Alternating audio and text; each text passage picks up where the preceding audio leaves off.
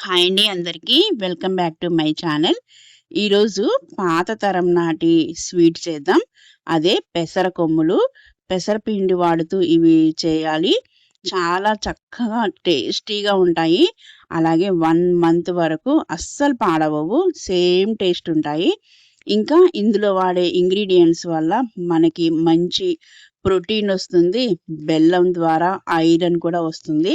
ఇంకా పిల్లలకి మాత్రం ఇవి రాగానే చక్కగా పెట్టేయచ్చు. ఈజీగా చేసేయొచ్చండి ఇవి. ఇందులో వాడే బియ్యపిండి వల్ల వీటికి మంచి క్రంచీనెస్ వస్తుంది. లోపల క్రంచీగా, పైన స్వీట్‌గా చాలా చాలా టేస్టీగా ఉంటాయి.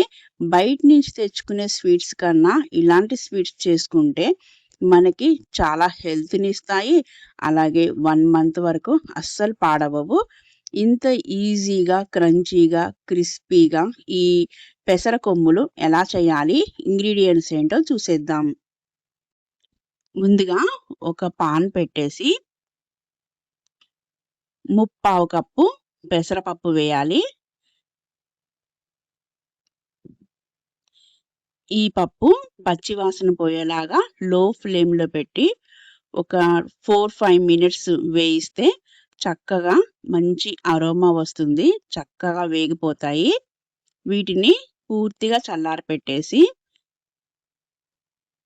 ఒక మిక్సీ జార్ తీసుకొని దీన్ని ఫైన్ పౌడర్ చేసుకోవాలి. ఇక్కడ చిన్న జార్ అయితే మనకి పౌడర్ చాలా ఫైన్‌గా వస్తుంది. సో 2, 3 టైమ్స్ అయినా చిన్న జార్‌లోనే వేసేద్దాం.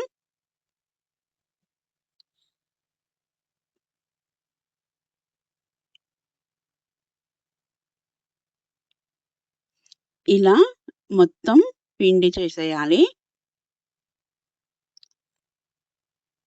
దీన్ని ఒక మిక్సింగ్ బౌల్‌లోకి తీసుకొని మనం ఎంతైతే పెసరపప్పు వేసామో సేమ్ క్వాంటిటీ ముప్పావు కప్పు శనగపిండి వేయాలి. ఇక్కడ పుట్నాల పిండైనా వేయొచ్చు. లేకపోతే సత్తు పిండైనా వేయొచ్చు. నెక్స్ట్ అరకప్పు బియ్యపిండి వేయాలి.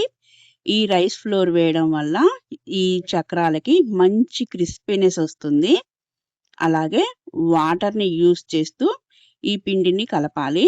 మనం చక్రాలు చేస్తే ఎలా కలుపుతాము స్మూత్‌గా, మనం చక్రాల మిషన్‌లో పెట్టినా చక్కగా దిగేలాగా ఎంతైతే స్మూత్‌గా ఉండాలో అలా ఈ పిండిని కలుపుకోవాలి. ఇందులోకి ఎటువంటి ఆయిల్, బటర్ ఏమీ అవసరం లేదు. ఇలా పిండిని స్మూత్‌గా కలుపుకున్నాక ఇలా చక్రాల మిషన్‌లోకి లోడ్ చేసేసుకొని రెడీ చేసుకోవాలి. ఇలా లోడ్ చేసుకునే ముందు మనం స్టవ్ మీద ఆయిల్ పెట్టి వేడి చేసుకోవాలి. ఆయిల్ హీట్ ఎక్కాక చక్రాల్లో ఇలా మనం ఒక పెద్ద సైజులో వేసేయాలి. పెసర కొమ్ములు కొంచెం పెద్దగానే ఉంటాయి. సో కొంచెం పెద్దగానే ఈ చక్రాలు వేసుకోవాలి.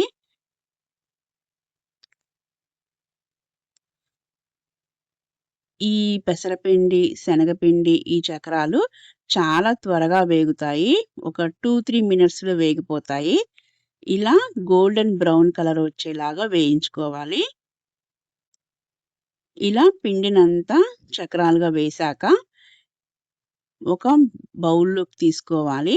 ఇవన్నీ ఒకసారి మనకెంత సైజ్ అయితే ఇష్టమో అంత సైజు చక్కగా కట్ చేసుకోవాలి.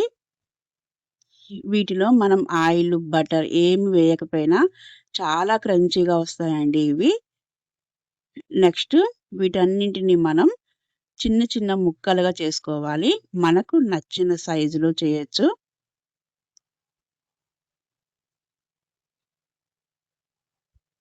ఇలా అన్నీ చిన్న చిన్న ముక్కలుగా చేసేయాలి.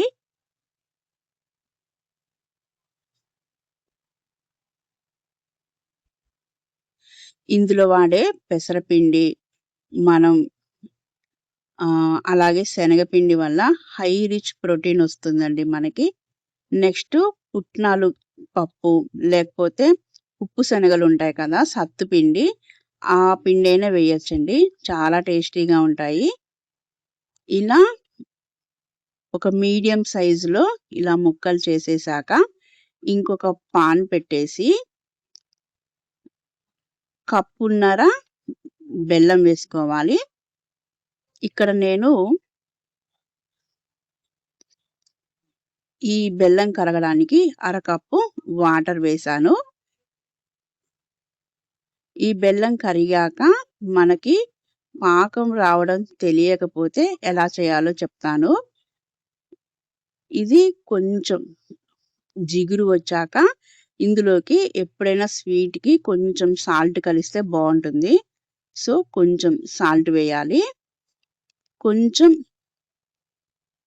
కాస్త జిగురుగా ఉన్నప్పుడు ఇవన్నీ ఒకసారి ఈ బెల్లం పాకంలో వేసి తీయాలి. అప్పుడేంటంటే మనకి ఫైనల్‌గా పాకం వచ్చినప్పుడు తిప్పడానికి ఈజీగా ఉంటుంది. అన్నీ బాగా కలుస్తాయి. సో, ఇవన్నీ ఇలా పాకం మరుగుతుండగానే ఒకసారి ఇవన్నీ ఈ పాకంలో వేసి పక్కకు తీసేయాలి. కొత్తగా చేసే వాళ్ళకి ఈజీగా ఉంటుంది. సో, ముందుగా కొంచెం సగం పాకం వచ్చిందనిపించుకున్నప్పుడు ఇలా ఒకసారి ఇవన్నీ వేసేయాలి కొమ్ములు. నెక్స్ట్ పాకం దగ్గర పడేంత వరకు సిమ్‌లోనే ఉంచి అప్పుడప్పుడు ఇలా కలుపుతూ ఉండాలి. ఇలా మనకు కలిపినప్పుడే తెలిసిపోతుంది పాకం దగ్గరగా రావడం. అలాగే ఈ బబుల్స్ ఉన్నాయి కదా! కొంచెం స్లో అయిపోతుంటాయి. అదే మనకు గుర్తు. అప్పుడు ఇవన్నీ అందులో వేసేయాలి. ఇలా వేస్తే మనకి పాకం కొంచెం గట్టి పడినా ఇవి తిప్పడానికి ఈజీగా ఉంటాయి. ఆల్రెడీ ఇవన్నీ మనం పాకంలో వేసి తీసాం కాబట్టి చక్కగా కలిసిపోతాయి.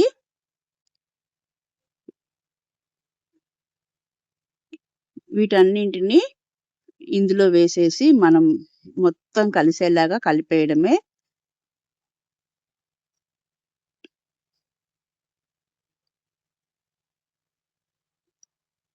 అంతేనండి. నోరూరించే పెసర కొమ్ములు రెడీ. ఇవన్నీ ఒకసారి ఇలా గరిటెతో తిప్పి ఒకసారి ఈ బౌల్‌ని మీకు ప్రాక్టీస్ ఉంటే ఒకసారి ఇలా తిప్పాలి.